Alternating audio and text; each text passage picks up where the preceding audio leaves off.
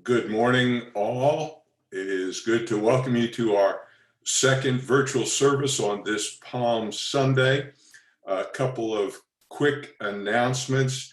If you haven't done so already or you're having trouble hearing me, make sure you've joined the audio, and that will take care of that. It is good to see you. I see some names anyway, and I look forward to sharing this Sunday with you. This is going to be a little different than last week. We won't have any 10-minute warnings, and there are a few things I'd like to share with you. One is, back in the beginning of the year, I did not think that our Palm Sunday service would be one in which we were together by way of computer, but that's the way it is. And this virtual service perhaps does not have the feel of a regular Palm Sunday, but I invite you to think back to a Palm Sunday message that you remember, or a Palm Sunday experience that you remember, and perhaps to help you do that, I'd like to share one with you. And this goes back about 25 years or so. I had kids coming forward for a children's sermon. There were probably about 50 or 60 kids coming up on that Sunday. And I asked them if they knew what Sunday it was. And one of the little boys in that group, who was really exuberant, raised his hand and was motioning that I needed to call on him. And when I said, "Matt, what Sunday is it?" he blurted out at the top of his lungs, "It's Pine Cone Sunday." And I took a quick glance back at his parents, who were sliding back down the pew. And of course, the congregation was laughing hysterically. And we guided Matt back into the fact that it wasn't Pine Cone Sunday, but Palm Sunday. And now Matt is probably just about as old as his parents were at the time of that service. And so whenever I think of a Palm Sunday, I think of him, and I think of the many, many, many processions over the years, with kids walking through the sanctuary, down the center aisle and around the outside aisles, waving palm branches, and how special that always was. I would like to give you a couple other quick updates. Our front doors are installed. There are a few things left for the finish work, like the finish trim and getting the backlighting done and painting the doors and the front part of the church, so they're all ready. But when it's done, you will find it very powerful and spectacular. If you can do this without violating any of the social distancing guidelines, or here in Manatee County, the curfew, I invite you to take a drive by the church in the evening when it's dark and those doors are backlit. I think you will discover how powerful that is. We are looking to get the stained glass above the front doors, get that old worn out plexiglass taken off and put a nice clear glass surface. So at night, that will be a very powerful visual impact, and we will have a tremendously inviting area for people to come and enter our church.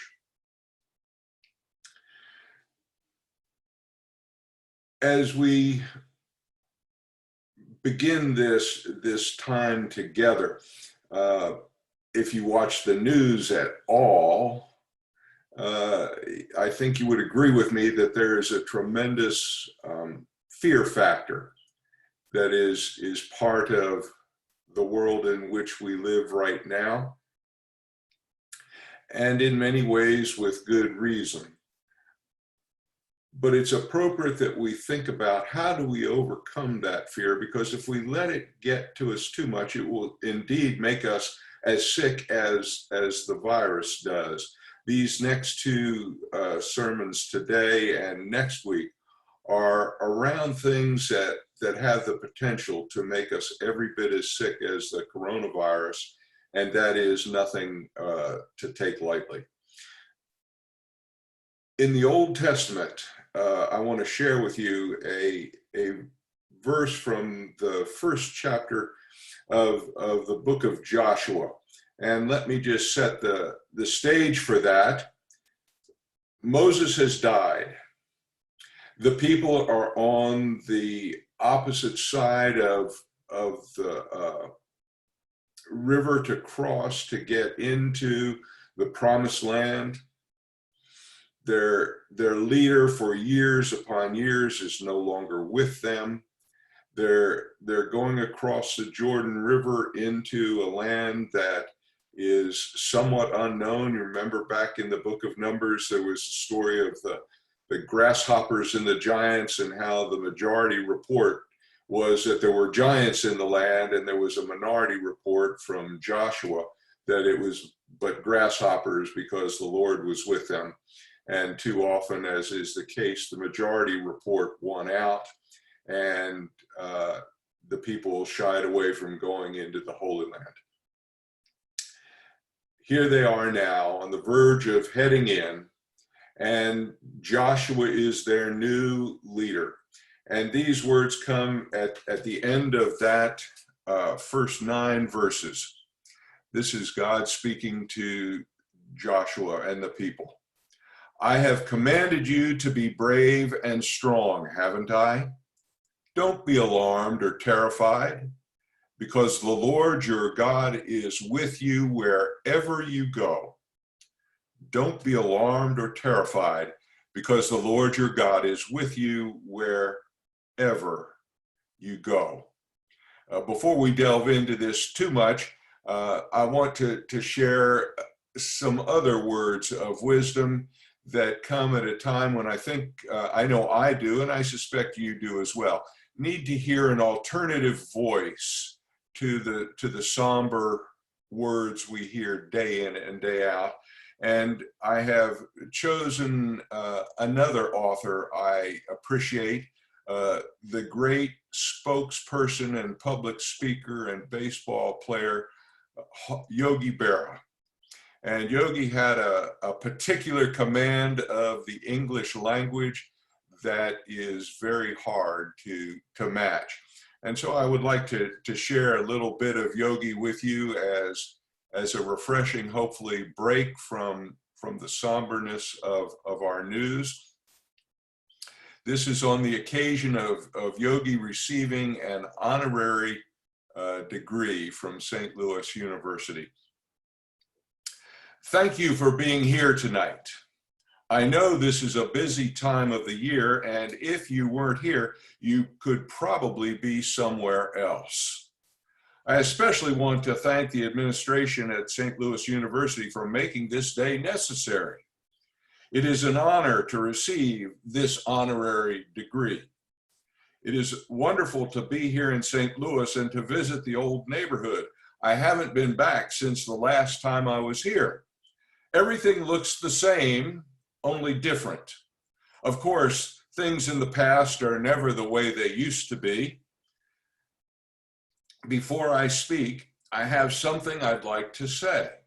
As you know, I never went to college or high school for that matter. To be honest, I'm not much of a public speaker. So I will keep this short as long as I can. Yogi could leave anybody confused about what he was saying, and we typically chuckle as we hear his words, but our text is very clear, very, very clear. Do not be alarmed or afraid, because the Lord your God is with you wherever you go. Fear is a terrible adversary. It is said that we have 2 primal or foundational or fundamental experiences and motivators in life. One is fear and the other is love. And each of us must choose which of those will be the North Star of our life. Fear and love cannot coexist ultimately.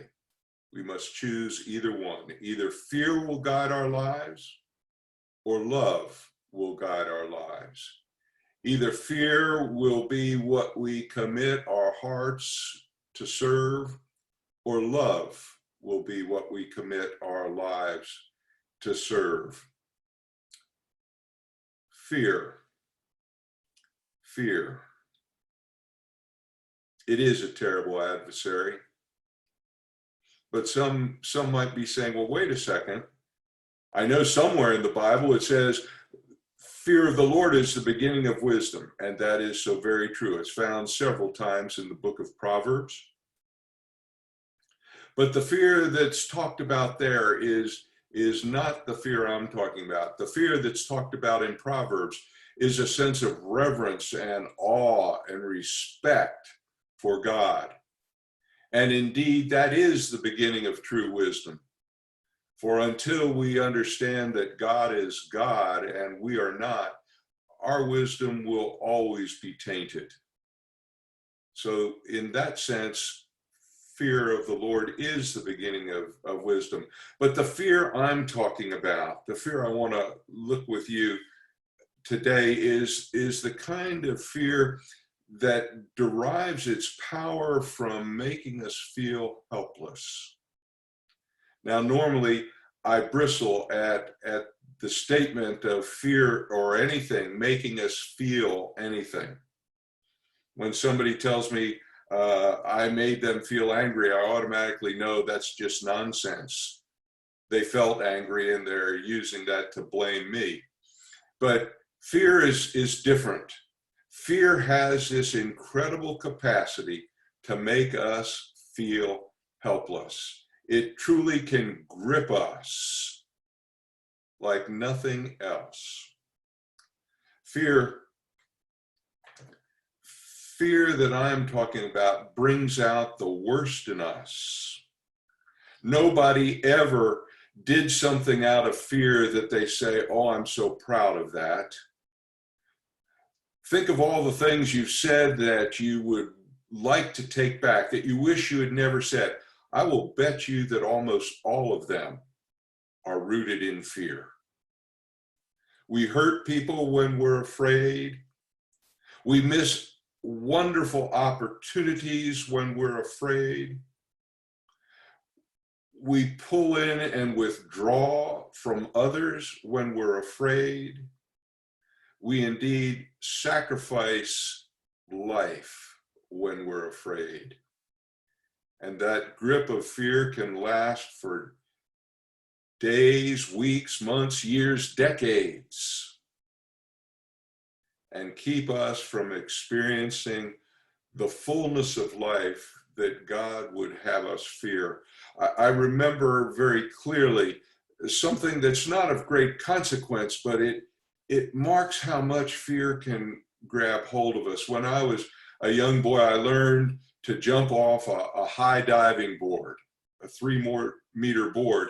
And I was anxious to dive off it the way I dove off a small board, but I heard my father tell me that the first time he dove off a high board was the last time because he hit his head on the bottom of the pool. And that offhanded remark stayed with me for over 25 years. I can't tell you how many times I would get on a high diving board and think about diving off, only to succumb to that fear until finally, one day when we were visiting Adventure Island here in Tampa with our nieces and nephews that lived in Sarasota, I finally decided that was the end. I was going to dive off. And I remember standing on this high rock, waiting to dive off and knowing that if people were behind me, I could not stand there forever, and finally dove off. And it was an exhilarating experience. But all those years that fear had robbed me of that exhilarating experience, and that's what fear does. It brings out the worst in us. It shrinks us. It keeps us from living our life at its highest. And Jesus knew something about this. He taught in the Gospels using commanding language, the imperative. 125 times is recorded for us. And of that 125 times that he used the imperative case, the commanding type language, 21 of them are about fear. Fear not, don't be afraid. The next closest imperative is to love God and our neighbor, and that occurs 8 times in the gospel. Over 2.5 times more, Jesus spoke about fear and fear not than to love God. Why? Because he understood how critical it was to deal with fear in helpful and healthy ways, and how fear could rob us of life otherwise. So how do we deal with fear? How do we triumph over it? How do we overcome it? Well, there are 3 things that I would like to share with you briefly today. And the first way we overcome fear, that power that can paralyze us and cause us to feel helpless, is to name and claim our fear. So often we deal with fear in the most unhelpful way. We pretend we're not afraid. We act as though we've got it together when we haven't. And all we're doing is adding to that reserve of oughts and shoulds and feelings of shame and inadequacy that somehow, once again, I didn't measure up. The way we begin to take away fear's power to make us feel helpless is to say we're afraid. It's amazing how powerful that is. It may be a little bit non-intuitive, but it works powerfully. To name and claim our fear, we begin to have power over it. Just like when the alcoholic finally admits to being powerless over alcohol, they begin to be on the path of indeed gaining power over alcohol. Because when we claim our fear, when we name it, we become open to God's power working in our lives. Too often, though, we don't do that. We just pretend that we're not afraid, or we find someone else to blame or some other situation to blame. One of my favorite memories in life was flying on an acrobatic airplane while I was in basic training for the Air Force. And I remember doing the wind loops and the barrel rolls and the aileron rolls and flying upside down over the Gulf of Mexico and looking down as we were flying and seeing these dark shadows in the shallow waters of the Gulf, only to learn later that they were probably sharks. But it was an exhilarating experience, and I've spent pretty much the rest of my life trying to recreate the excitement of that experience. And roller coasters have become a popular way, but by far and away, the closest thing that I've ever experienced was a ride at Cedar Point's amusement park called the Witch's Wheel. And this ride would start on the ground, and slowly this wheel would be pushed up, and after a while you would be going up over yourself and around, just like a plane does when it does a wind loop.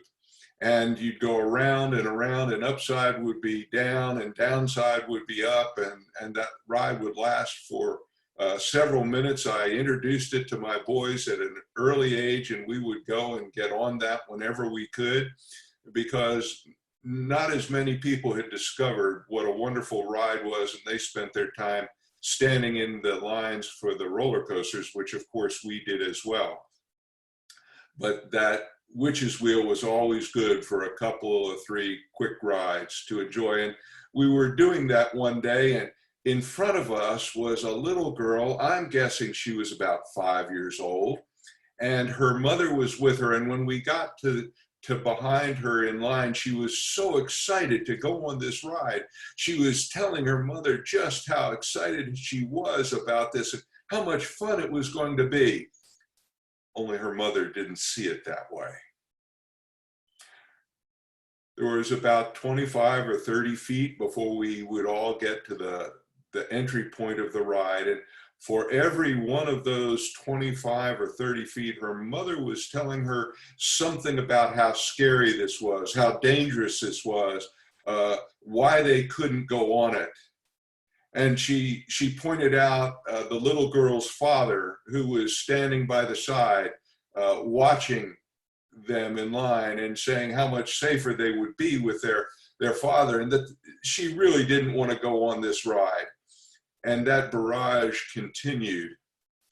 And when we finally reached the point where it was time to get on the ride, the little girl looked up at her mom and said, "Mommy, I don't want to go on this. It's too scary." In the course of 25 or 30 feet, that little girl's excitement and enthusiasm was turned into fear. Why? Because the mother wouldn't simply say, "I'm scared. I'm afraid." And it wasn't just about that ride. I suspect if I could run into that little girl now as a grown woman, and I asked her if she'd like to go on that ride, she'd say no. And I'll bet you that if her kids asked her the same thing, she would be doing what her mother did, passing on that fear. When we name our fear, we begin to have the power to overcome it. The second thing is to face our fear, to name it and claim it and face it. It's amazing. The great speaker, Zig Ziglar, had an acronym he developed for fear, or at least someone did, and he used it. And it went like this: fear is false evidence appearing real. Now, what Zig was talking about was not the event. For example, the fear of the coronavirus is real, but it needs to be the kind of fear that has respect and awe and reverence for what it can do, not the kind of fear that paralyzes us. For you see, the fear that Zig was talking about is what we make up in our imaginations. It's that cycle that we turn on in our own minds, and the tape that we run over and over again of what we think might happen, instead of being open to the reality of what could happen. When I was in seminary, I had the opportunity to be seminary intern for a church in Delaware, Ohio. It was a wonderful experience.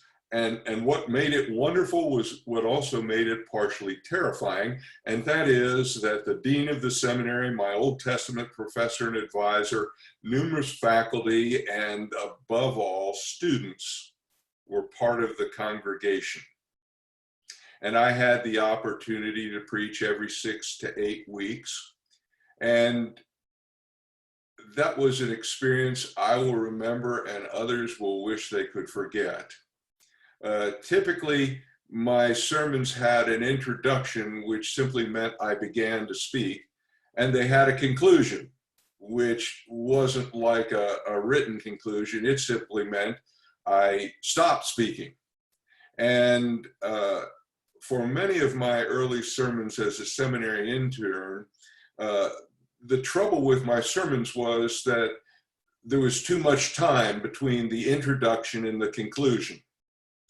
And I remember one Sunday about 8 months into that first intern year, when as he was walking out of the service and I was shaking his hand, Bogey Dunn, the dean of the seminary, whose proper name was Van Bogard Dunn, and we all knew him as Bogey, said to me, "John, I've got some time on my schedule on Thursday. Why don't you stop by my office and let's talk?" And I said, "Of course." And I went home, and as Cinda and I were taking our kids and going back to the seminary, my heart just sunk. I started imagining all the things that he wanted to tell me. I thought maybe he's going to tell me that seminary wasn't right for me, even though I was getting good grades, that the church really wasn't where I was supposed to be, that maybe I ought to consider a career in sales or perhaps return to the Air Force. And that played on me all week. And I can tell you, between Sunday night and Thursday morning, I got very little sleep. I was hardly able to concentrate on anything. The fear of being told I didn't have what it takes gripped me tremendously. And I went to his office and sat down across the desk from him, and he looked up at me, and he had a way of speaking and a way of looking. And he said, "John, I've been thinking about this quite a bit." And Bogey had glasses, but he also had what we called the look. And when you got the look, it was Bogey looking over the top of his glasses, and it was as if he had X-ray vision and could see into the very soul of you. And he looked over his glasses, and with his Tennessee drawl, he said, "John, I've been thinking about this." And then a sly smile that he had came over his voice, and he said, I do believe that God can use you in the church." He said, I want to make myself available to you in any way I can help you and teach you some of the tricks of the trade. He said, "You're going to have to preach week after week." He said, "My observation is you're spending too much time trying to get a perfect sermon, and you need to let God work through you more. And I will help you in any and every way I can. I will be your biggest supporter at Asbury."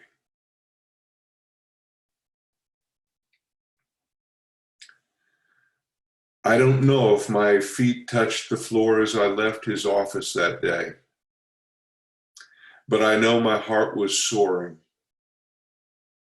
And as I look back on that week across the years, I've said to myself, how much of that false evidence that I created in my own mind did I let grip me? How much of that false evidence that I created in my own mind did I let appear to be real? And when we face our fears, what we can discover is that we have created a tremendous amount of false evidence that appears real, and we can let it go. We need to claim and name that we're afraid. We need to face our fears. And finally, we need to trust God. It's not by accident that those words from Joshua to the people speaking on God's behalf, "Don't be afraid or terrified, for I am with you wherever you go." It doesn't matter the situation we're facing. It doesn't matter how helpless or hopeless we are. It doesn't matter how dire the situation we're in. God is with us. I've walked most every morning except Sunday morning. And when I do, I've found myself, especially in this time of the coronavirus, repeating a phrase that I hope to be able to get with Kathy and bring to music, edit it a bit and make it more musical so it can be sung. But the phrase is this: God's grace surrounds me all the time. Wherever I may be, surrounds me all the time. God's grace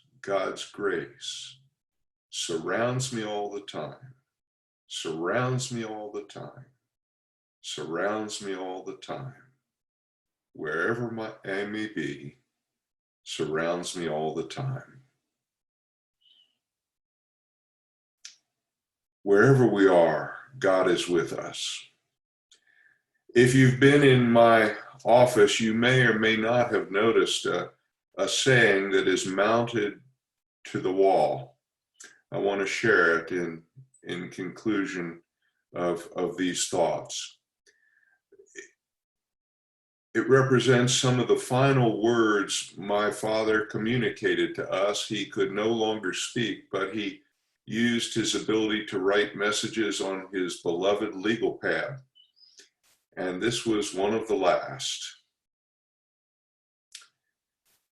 The drapes are drawn and it's dark in here, but never be afraid, because that little old sun will rise again. In his own way, he was saying, God is with us always, wherever we are. No matter how dark the moment may seem, we don't have to be afraid. God is with us, wherever we are. What will be your North Star? Will it be fear or will it be love? Christ came to invite us to choose love. Amen. As we conclude our time together, I would invite you to join me in a time of prayer.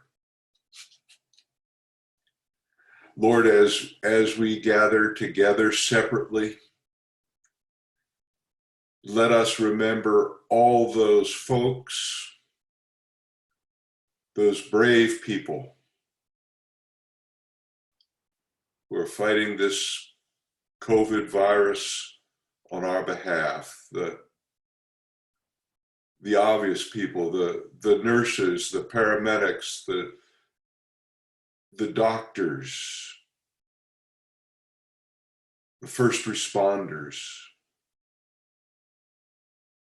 but also those who are behind the scenes and yet every bit as brave, the custodial staffs, the dietitians, all the people who are selflessly and bravely sacrificing not only potentially their health, but time they spend with loved ones. Let us remember them always, and we ask that you will surround them, and that no matter what they may face, they will know your presence and will draw upon the strength of your promise. That no matter what a virus may seem to do and no matter what power it might seem to have in these moments, you reign eternally. And you have proclaimed once and for all that life is our destiny, and nothing can ever get in the way of that.